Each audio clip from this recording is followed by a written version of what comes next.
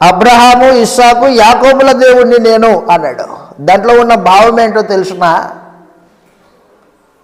దాంట్లో ఉన్న భావం ఏంటంటే అబ్రహాము, ఇస్సాకు, యాకోబులు ఇంకా బతికే ఉన్నారు అని దాని అర్థం. అబ్రహాము, ఇస్సాకు, యాకోబులు ఇంకా బతికే ఉన్నారు. ఎక్కడ బతికున్నారు? శరీరంలో కాదు, ఆత్మ సంబంధంగా సజీవులై ఉన్నారు. దేవుని యందు విశ్వాసం ఉంచి దేవుని మీద ఆధారపడి బతికారు. వారు ఇంకా బతికే ఉన్నారు. మోషే యొక్క పితరులు అబ్రహాము, ఇస్సాకు, యాకోబులు భౌతికంగా మట్టిగా కలిసిపోయారు, కానీ వాళ్ళ ఆత్మలు అలాగే ఉన్నాయి. ఇది దాని అర్థం.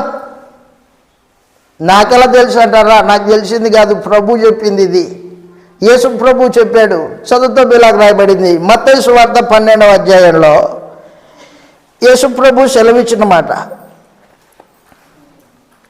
పొదను గూర్చిన భాగంలో దేవుడు మోషేతో మాట్లాడినప్పుడు ఏమి అర్థంతో మాట్లాడాడో మత్తయి సువార్త 12వ అధ్యాయం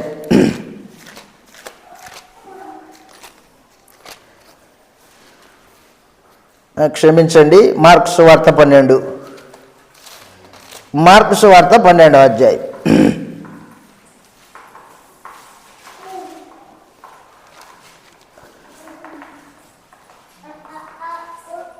25వ వచనం నుండి చదువుతాం.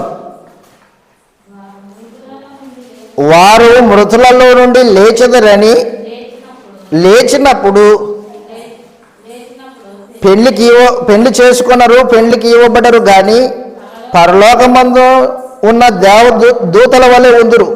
మరియు లేచెదరని మృతులను గూర్చిన సంగతి మోషే గ్రంథమందలి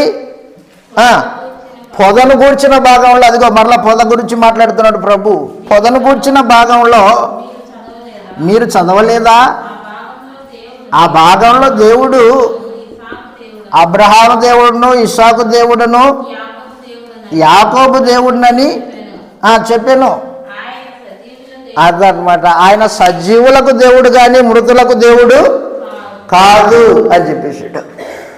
దేవుడు ఎవరికి దేవుడు? సజీవులకు దేవుడు. సజీవులంటే